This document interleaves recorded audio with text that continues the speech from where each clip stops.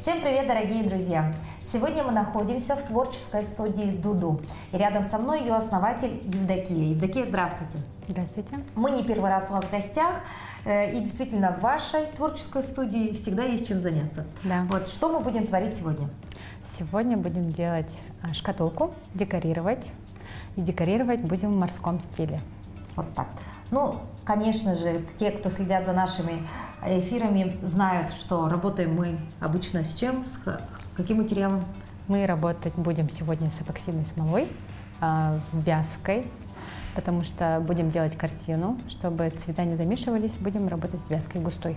Итак, вот та самая Так, шкатулка. материалы, которые, да, нужны будут, это шкатулка сама, можно взять любую, которые специальные есть для декорирования, деревянные есть, можно металлические взять свои. То есть основа которые... не имеет значения? Да, можно взять любую крышечку, любую шкатулочку, взять, задекорировать эпоксидной смолой. Даже ланчбокс простой? Да, конечно. Угу. Если у вас глянцевая металлическая поверхность, его нужно будет отшлифовать. Пройтись несколько раз шкуркой, чтобы была шероховатость, за что может сцепиться эпоксидная смола.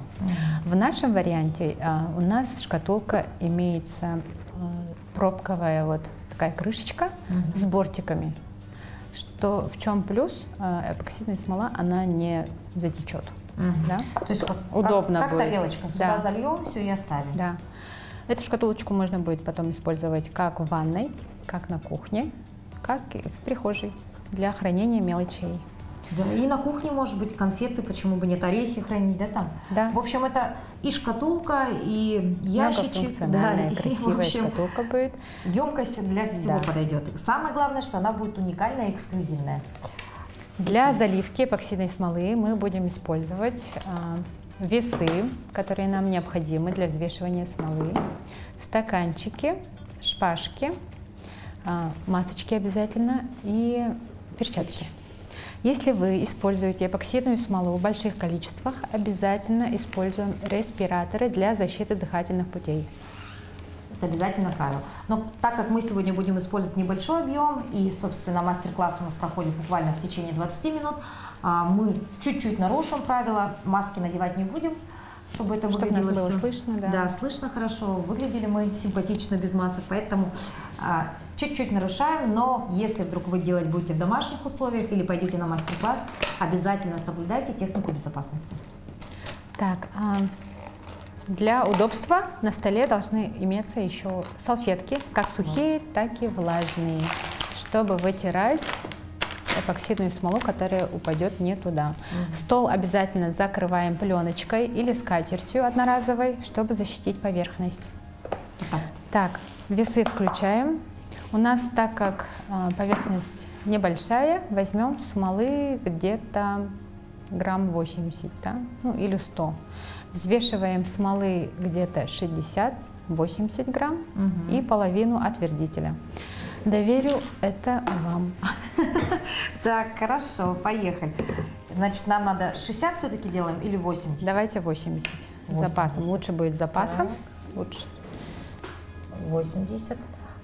Мы знаем, что вы потом, в принципе, остатки смолы никуда не выбрасываете. Можно залить в молот и сделать, да? Да, используем какую-то игрушку. То есть это такой очень хороший материал, потому что даже маленькую какую-то мелочь залить, да, будет... Еще в последнее время эпоксидная смола стала разнообразной. Есть смолы, которые можно использовать в контакте с холодной едой.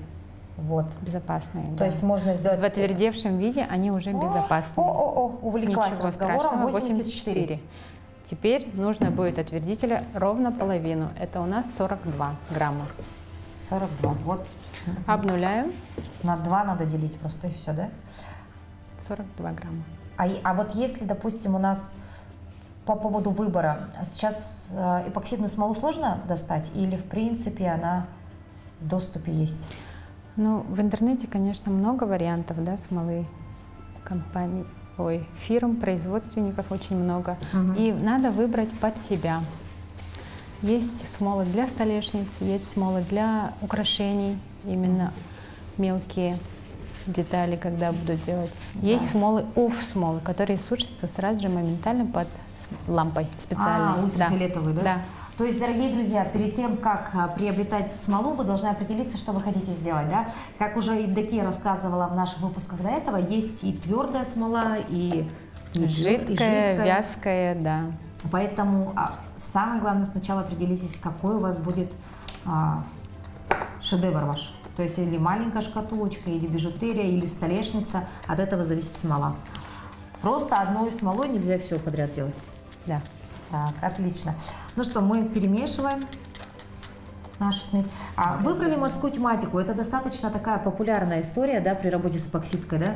Разделочные доски, часы, что еще, столешницы, картины делают, да, и вот все морской стиль. Вот какой-то бум сейчас, да? У нас, так как мы живем так далеко в холодной, да, в холодном регионе, многие ездят каждый год в Москву, на море. Да. Да, на море дети собирают обычно что? Ракушки на берегу. И вот дочь моя тоже недавно собрала и говорит, давай сделаем картину памятную. А мы предложили сделать еще фоторамку. Таким же способом можно сделать фоторамку, задекорировать, собранные ракушки залить эпоксидной смолой и фотографии свои с моря. Вот мы знаем, что среди ваших работ была такая очень интересная работа столешницы, когда эпоксидная смола была вместе с деревом, но фишка этой столешницы была то, что заказчики были из села Амги, да. И они привезли оттуда камни амгинские, речные камни, да. И захотели вот увековечить их в своей столешнице. Вы представляете, насколько уникальное произведение искусства вышло? Да, у них получился стол с родного края, да, получается, да. С частичкой родного края. Оно было залито с идеей того, что это река, цвет был подобран именно под цвет реки Амги, и камни оттуда же собранные. А еще один столик был сделан для ребенка. И в эпоксидную смолу родители решили увековечить детские игрушки ребенка. Это киндеры, спиннеры, машинки, да? Маленькие. А почему бы и нет? Потому что, ну, действительно, детство, оно очень короткое и пролетает очень быстро, а зато вот в этом столике останется то, с чем играл ваш ребенок. И потом это можно передавать из поколения в поколение уже маленькая история ребенка, да, уже как семейный такой раритет будет. Поэтому идеи для работы с эпоксидной смолой, они зачастую безграничные, и они зачастую вот уникальные, потому что действительно можно сохранить историю в этих работах. Берем на заметку. Тем временем мы замешали смолу. Она у нас стала равномерной. И делим его на цвета. Да? У нас будет морской стиль. Обычно будем замешивать, будем разделять на море. У нас тут краски имеются как бирюзовые, синие. Да? Будем делить на темно-синие, голубое, белый цвет как волны. И будем замешивать песок сам. Непосредственно. Поэтому нам понадобится много стаканчиков. И так как у нас объем небольшой, мы их уменьшаем. Лишнее убираем, да? Лишнее убираем, чтобы было удобно. Так. Берем маленький стаканчик и разделяем. Перед заливкой эпоксидной смолой крышечку нужно будет загрунтовать. Грунтуем мы акриловой краской белого цвета. Для чего это делается, Евдокия? Чтобы пробковая вот эта вот крышечка не сильно впитывала эпоксидку. Так как у нас она закрашена, она может тоже закрасить крышку. Вот. Берем краску и кисточку. Так, закрашиваем. Так, в это время я буду замешивать наши красители. В один стаканчик мы будем замешивать песок. Вот песочек. Песочек у нас декоративный или прям можно взять тоже речной какой-нибудь, или лучше красивый взять? Специальный, мелкий. Можно любой взять, конечно, который покрупнее. Он для именно вот небольшой картины будет как раз. Перед тем, как использовать краски, нужно их хорошенечко взболтать, потому что густая часть, она оседает, то, что закрашивает. Взболтали, и опять же буквально пару капель.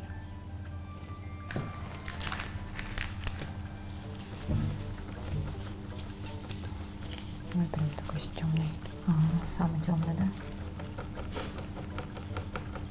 Так, продолжаем декорирование. Мы закрасили крышечку. Можно высушить краску вот таким вот строительным феном.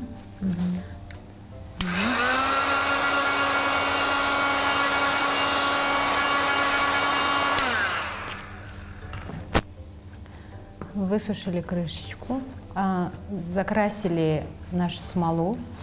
Далее мы хотим добавить вот такие вот перламутровые пирожки цвета голубого цвета в синенький, светлый. Добавляем совсем чуть-чуть тоже. Так. Еще. Доверяю вам. Да. Так. Вот совсем буквально пару граммов, да, наверное, даже 1 грамм перламутра, Да. и сразу совершенно другой эффект приобретает Да. вот наша эпоксидная смола. Очень красивый. И такой синего цвета в синий наш добавим. И все, и вот была прозрачная синяя эпоксидная смола, а перламутр добавили, и она совершенно по-другому стала выглядеть, да? И у вас тоже. Синенький тоже заиграла.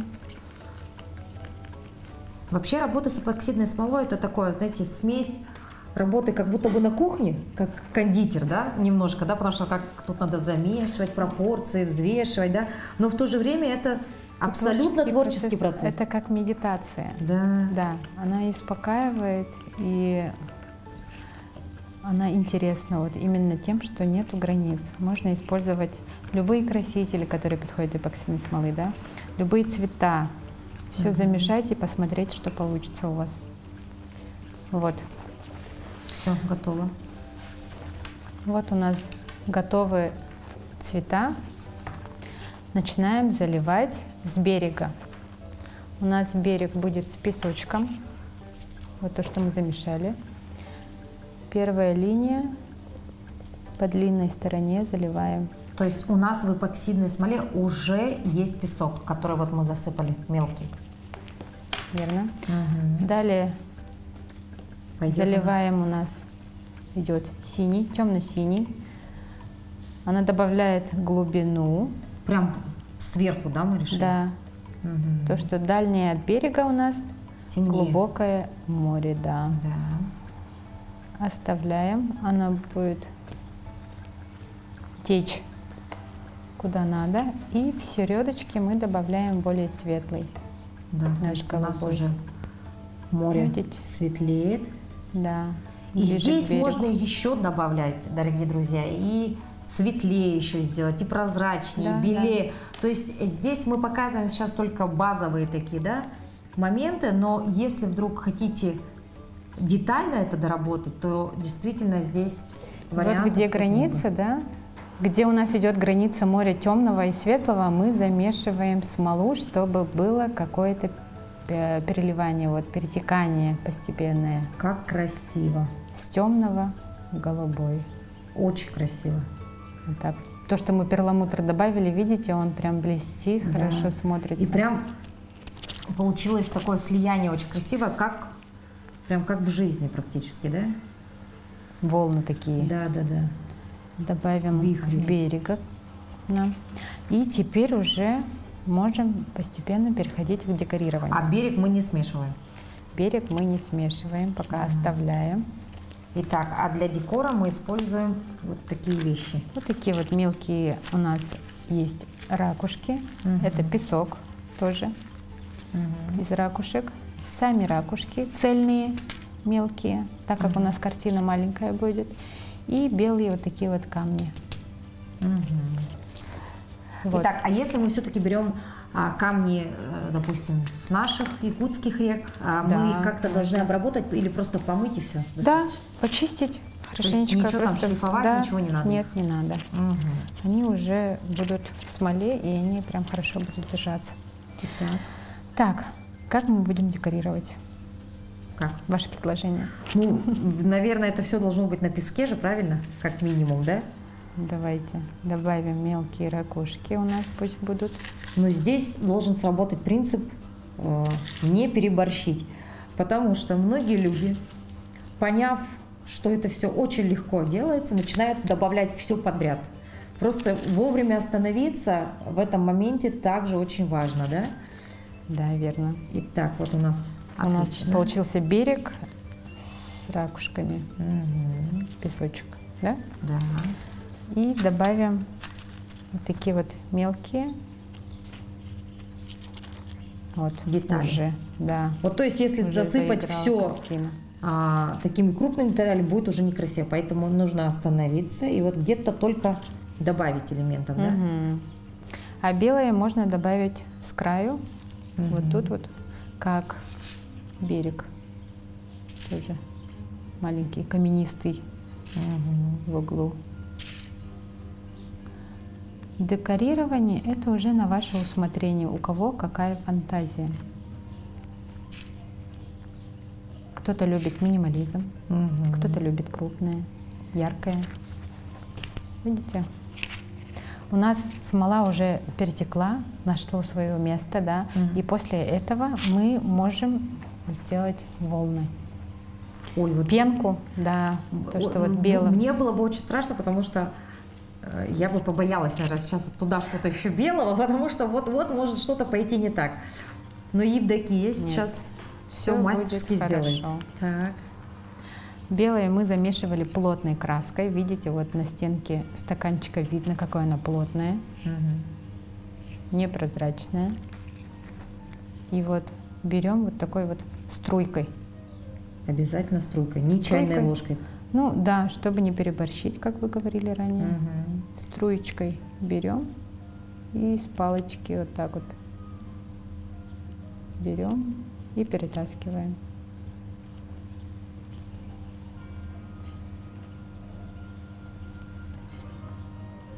Это у нас первая волна.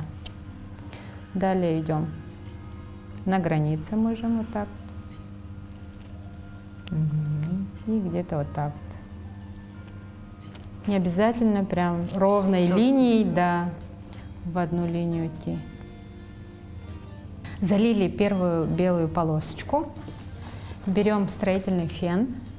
У него насадка вот именно заужена, маленькая. Мы сейчас будем убирать и пенку, которая после замешивания смолы получилась у нас, вот вышли на поверхности, да? Пузыречки, и делать вот, да, волны сами. Так, внимание. Убрали пенку и заливаем так. И вот посмотрите, как все, какая красота. То есть волну сделали от берега, и у нас все автоматически перемешалось. Чудеса. Вот Смотрите. уже получились соты, такие белая краска, вот видите, уже пошла вот такой узорчатый получилось. Евдокия хочет добавить немножко волн, да? Сейчас добавим вот где вот утонуло у нас. Вот тут белого. Тут добавим белого. Ну вот так полоски оставить, конечно, некрасиво. Уже не то, да? Да, как-то уже как будто нарушен наш баланс, но напоминаем, что здесь приходит на помощь фен. Сейчас Строительный. буквально секунда, и волны распределятся сами очень красиво. Итак.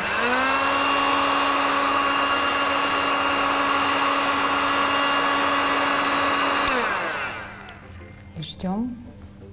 Смотрим результат. И вот узорчики уже пошли. Да, вот эти соты, которые вы говорили, очень красиво. Так.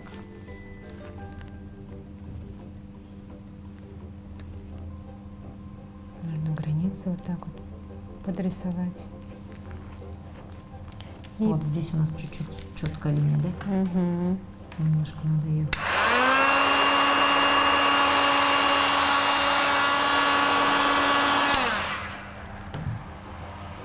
Все как в жизни практически, да? Вот так. Добавили крупных элементов и и еще мелкие добавим сюда. песочек у нас ушел на дно, да? Оксидная смола Прям как поднялась будто уже наверх, под оно ножичком. внизу. Да. И теперь осталось дело. За временем. Через сутки смола уже затвердеет, и наша крышечка будет готова к использованию. То есть дополнительно ничем сверху мы не заливаем, ничем сверху не покрываем. Да. Вот такая поверхность и останется красивая, глянцевая, с прекрасным и уникальным изображением морской волны. Евдокия, вот если мы говорим все-таки про морскую тематику, да, здесь в принципе больше ничего-то и не надо добавлять, да? Море есть, волны есть, Да. песок, камушки, ракушки есть. Памятные свои ракушки, вот камушки добавить, и Да, все. и все. То есть на небо никаких там, звезд, ничего не надо. Вот она такая классика жанра, да? Да. Отлично. Ну что, дорогие друзья, обратите внимание на то, что вот простая шкатулка из пластика с пробковой крышкой заиграла совершенно другими красками, в прямом смысле этого слова. И на помощь пришла эпоксидка, золотые руки мастера, ну и фантазия. И самое интересное, что еще раз мы напоминаем о том, что подобные разводы повторить нельзя. Да, Естественно. это неповторимая и памятная вещь. И памятная вещь. То есть можно здорово провести время со своей семьей, да, вспомнить, во-первых, откуда те или иные камни были привезены, Да. откуда песочек. Ну и, собственно, потом ежедневно видеть эту красоту на своем прикроватном столике, либо на кухне, либо в ванной. Да. Таким же способом можно сделать картину памятную всей семьей, общую, большую. Главное было бы желание. Евдокия, спасибо большое за прекрасный мастер-класс. Мы благодарим вас за то, что передаете такие знания нам и жителям нашей столицы. Ну и, конечно, мир эпоксидной смолы, он не может не вдохновлять и не окрылять. Просто один раз попробовав это волшебство, хочется заново Творить и еще творить. творить и творить и творить. На этом у нас все. Увидимся. До новых встреч. Всего доброго.